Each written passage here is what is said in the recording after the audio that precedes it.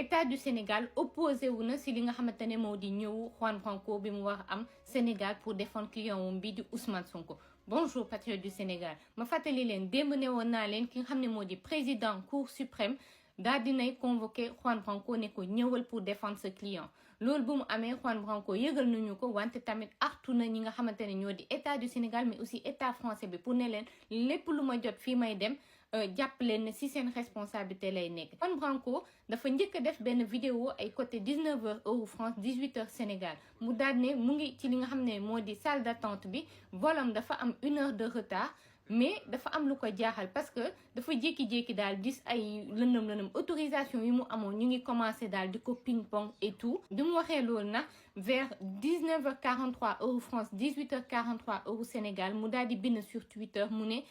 ils ont tenté de nous piéger maanaam dañu doon jéem a piéger mu defaat tamit